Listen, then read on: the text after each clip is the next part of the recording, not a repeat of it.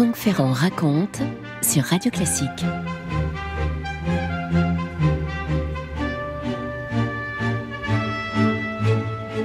Nous sommes à Paris sous le règne de Louis-Philippe, à la mi-novembre 1841. Paris est encore calme dans le petit matin. La place Vendôme est bien tranquille et voilà qu'une femme d'un certain âge traverse cette magnifique place en direction de la rue de la Paix. C'est dans ce quartier qu'elle a rendez-vous. Elle doit confier le petit enfant qu'elle porte dans les bras. Elle est reçue dans une belle demeure. Elle s'appelle Madame Belloni et comme son nom l'indique, elle est italienne et d'ailleurs, c'est d'Italie qu'elle arrive. Il y a moins d'une semaine, elle se trouvait dans le Latium, elle se trouvait aux environs de Rome et elle avait pour mission de récupérer ce petit garçon qui n'est pas le sien, qui est celui du maître de son fils. Oui, il se trouve que le secrétaire de Franz Liszt s'appelle Gaetano Belloni. Franz Liszt, vous voyez qui c'est, hein, bien sûr, le très célèbre pianiste qu'on s'arrache partout en Europe, qui parcourt les capitales de toute l'Europe, compositeur qui est en train de triompher dans des concerts qui sont en train de devenir des événements en tant que tels. Franz a chargé son secrétaire de s'occuper du rapatriement de son fils depuis l'Italie jusqu'à la France et le secrétaire en question, un petit peu embarrassé par la mission, s'est tourné vers sa propre mère pour réaliser ce qui, pour Liszt, est, disons-le, plutôt une sorte de commission, si vous voulez. Madame Belloni est donc reçue un petit peu froidement. Ce petit garçon de 2 ans et demi n'est pas vraiment un cadeau, hein. Il vient s'ajouter aux 2 autres jeunes filles qui vivent ici, qui sont hébergées par leur grand-mère, Anne Liszt. Ces 3 enfants sont nés de relations adultères. Leur père, c'est Franz Liszt. Leur mère, c'est Marie Dagou. Marie Dagou. Celle qui deviendra femme de lettres, la comtesse Marie Dagou, dotée de très nombreux charmes. Ils ont vécu tous deux, Franz et Marie, une histoire d'amour intense, ça a duré des années. Marie Dagou avait complètement abandonné son époux et sa propre fille pour vivre cette espèce de passion amoureuse pour ce pianiste dont elle était folle. D'abord en Suisse, hein, puisqu'il a fallu fuir la France et les mauvaises langues, et puis en Italie. Et ils ont d'abord eu 2 filles ensemble, Blandine et Cosima. Tout semblait leur sourire, seulement la passion, on sait ce que c'est que la passion. Ça s'arrête un jour. Et au moment où ils avaient décidé de mettre entre eux un peu de distance, Franz et Marie, est né un 3e enfant, et cette fois un petit garçon qui s'appelle Daniel. Franz Liszt a continué ses grandes tournées.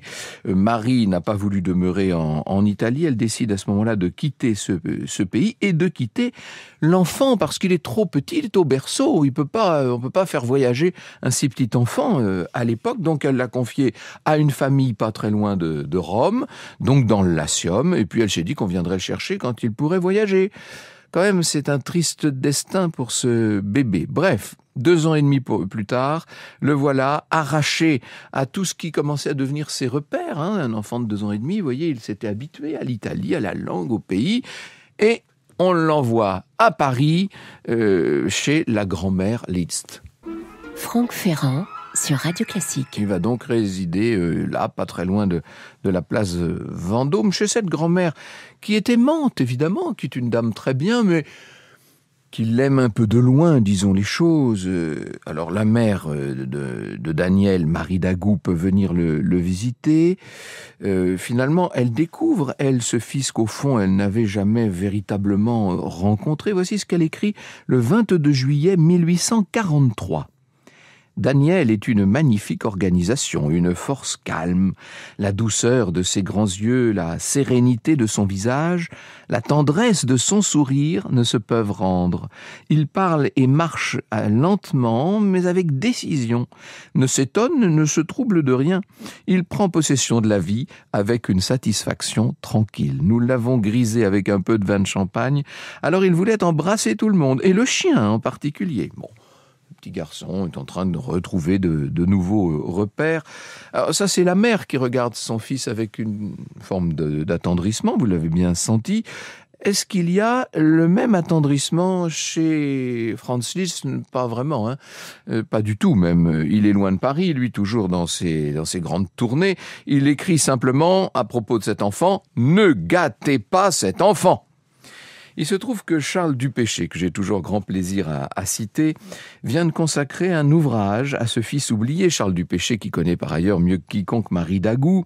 Le livre s'intitule « Daniel Liszt, l'enfant mal aimé ». Voici ce qu'on peut lire. Quand Marie Dagout demande à son garçon de 4 ans et demi ce qu'il souhaite recevoir pour ses étrennes en 1843, il lui rétorque spontanément « une conscience ». Comment ne pas s'émouvoir de l'étrangeté de cette déclaration, même si Daniel ne peut à son âge en mesurer la portée, et pourtant il s'y révèle tout entier.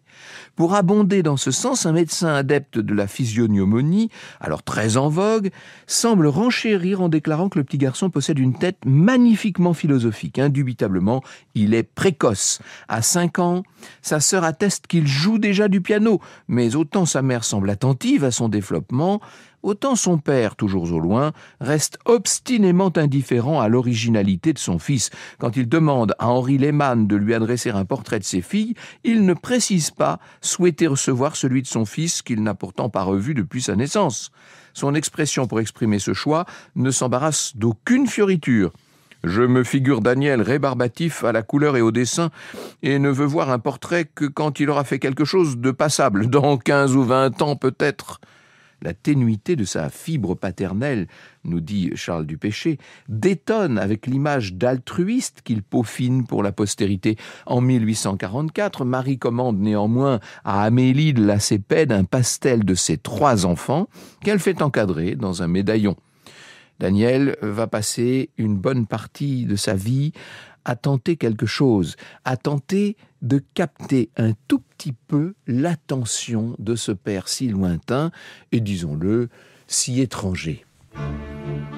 Vous écoutez Radio Classique. La relation entre Marie Dagout et Franz Liszt ne s'arrange pas, ça se détériore. Et les premiers à en souffrir, c'est toujours le cas, ce sont les enfants. Liszt exige désormais que Marie Dagout soit tenue à l'écart, qu'elle ne voit plus ses enfants. Ça veut dire que pendant près de 7 années, pendant 7 ans, Cosima, Blandine et Daniel vont être sans voir leur mère. Et pourtant, elle est là, à Paris, qui vit dans la même ville, pas très loin de chez la grand-mère. Liszt a une nouvelle compagne à l'époque, la princesse Zusein Wittgenstein, qui déteste évidemment Marie Dagout et qui va tout faire pour que les décisions aillent dans le sens d'une séparation plus grande encore entre Marie et ses 3 enfants. Bon, Daniel est un peu jeune pour comprendre ce qui se passe. Il vit dans le bel appartement de sa grand-mère, dont les murs sont recouverts de médailles, de portraits, de récompenses que ce père a glané un peu partout et qu'on accroche. On ne le voit jamais, le père. La grand-mère décide de placer Daniel dans une école. Elle demande quand même l'avis de son fils qui lui répond « Votre résolution de mettre Daniel à la porte de la rue Louis le Grand est tout à fait selon mon désir, et je ne puis que l'approuver en tout point. Daniel est vraiment impossible à garder longtemps près de vous, sauf la nuit quand il dort. » Vous vous rendez compte ? C'est quand même un peu étonnant. Daniel va montrer pourtant des dons dont je vous ai déjà parlé, il est précoce, je vous l'ai dit, et là ce sont des dons pour le piano. Il improvise avec une facilité incroyable, il mémorise la musique d'une façon étonnante, et dans une lettre qu'il écrit, on a envie de dire bon sang ne saurait mentir, quand on est le fils de Franz Liszt et de Marie Dagout après tout. Franz Liszt déclare qu'il s'oppose à toute carrière musicale pour son fils. Eh oui, il doit y avoir qu'un seul Liszt dans le monde de la musique, c'est aussi bête que ça. À 11 ans, Daniel peut souffler un petit peu quand il entre au lycée Charlemagne, il entre en internat et va goûter au bonheur de mettre un peu de distance entre lui et sa grand-mère. Il aime bien sa grand-mère évidemment, mais elle l'enferme dans cette espèce d'admiration paternelle qui, vous l'aurez compris, est sans écho. Et cependant, quand il rencontre les autres lycéens, évidemment, de quoi est-ce qu'on lui parle ? De son père, toujours de son père, de ce génie, de ce compositeur, de ce pianiste. Qu'est-ce que vous voulez qu'il réponde, Daniel ? Il connaît à peine ce père, et il l'admire, mais c'est un inconnu, il est mystérieux. C'est une icône, en quelque sorte, qui toujours plane, impénétrable au-dessus de la vie de la famille. Et puis, un jour, dans une de ses lettres, Franz annonce qu'il a bien l'intention de se rendre à Paris et d'y passer une semaine. On est en 1853, vous vous rendez compte ? Ça veut dire que Daniel a 14 ans. C'est en octobre que le pianiste arrive avec sa princesse Zusein Wittgenstein. Cette dernière a réussi à placer les 2 sœurs de Daniel sous la surveillance d'une terrible gouvernante qui, entre parenthèses, empêchera absolument les filles de voir leur mère. Et un soir de la semaine en question, Franz se rend chez sa mère, il y rencontre les 3 enfants, il est en compagnie de Richard Wagner et d'Hector Berlioz. Ça ne s'invente pas. Vous imaginez le trio invraisemblable. Rencontre décevante, évidemment. Franz reste distant. Il ne veut pas du tout se montrer chaleureux, comme si l'insensibilité était à ses yeux quasiment le garant d'une bonne éducation. Il y a une autre personne qui est déçue par la stature du pianiste, c'est George Sand qui écrit, je cite George Sand, « Liszt a été un grand cœur d'artiste, je l'ai beaucoup aimé, pas dans le sens où quelques personnes l'ont supposé, je n'ai jamais pensé cela. Il a bien changé depuis. Il est devenu charlatan de son génie et c'est grand dommage. » Vous me permettrez d'accorder un peu de prix et de poids à ce que peut penser George Sand, car je crois que dans l'espèce de capacité à jauger les êtres humains, elle était assez indépassable. Les 3 enfants sont déçus de cette rencontre paternelle, et ce qui est très étonnant, c'est que, au lieu de décourager Daniel, ça va l'encourager, essayer de connaître encore un peu mieux ce père. Il fait tout pour que ses notes excellentes au lycée attirent l'attention de Franz. Daniel demande à son père s'il peut se rendre à Weimar, dans la demeure où il vit avec sa princesse. On est là en août 1854. Il a 15 ans après tout, Daniel. Je cite Charles Dupéché de nouveau. Daniel se rend donc à Weimar avec grande excitation à la fin d'août 1854. Sitôt franchi le seuil, ne se sent-il pas écrasé en découvrant le musée qu'a érigé la princesse à la gloire de son père? C'est le second sanctuaire qu'il découvre après celui que sa grand-mère a aménagé plus modestement dans son appartement parisien. Maint portraits, tableaux, dont un d'Harry Scheffer, Les Rois Mages, où le compositeur a posé pour l'un des 3 porteurs d'offrandes. Tabatières, cadeaux qu'il a reçus de nombreux souverains, instruments de musique envahissent les pièces. Daniel séjourne quasiment 1 mois à Weimar. Si le séjour enrichit les connaissances musicales et littéraires de Daniel, notamment en lui permettant de s'enthousiasmer pour les pièces de Shakespeare qu'affiche le théâtre de la ville, le rapprochement tant souhaité avec un commandeur qui persiste à rester juché sur un piédestal demeure précaire. Il paraît même compromis un jour où s'engage entre eux une lourde discussion. Que prend-il à Liszt au cours d'une visite qu'il rend à un voisin où Daniel l'accompagne de mettre la conversation sur le misérable sort qui accable en général les fils de génie? Faut-il préciser qu'il insinue appartenir à cette caste? Et le grand homme d'énumérer devant son hôte et Daniel une liste de malheureux individus dont il commente les destins. Celui-ci n'est-il pas devenu grand-chose? Quant à celui-là, il n'est rien du tout, et ainsi de suite. Veut-il ainsi stimuler son fils? C'est tout l'effet contraire qu'il obtient. Daniel, tétanisé par ces paroles, perd tout sang-froid, plante là brutalement ses interlocuteurs et s'échappe de la maison en hâte. Liszt a-t-il pris conscience de sa maladresse ou rien n'est moins sûr? Liszt ne sait pas vraiment s'y prendre avec ce fils qui pourtant ne demande qu'une chose, ce serait un peu d'affection de la part de son père. Franck Ferrand sur Radio Classique.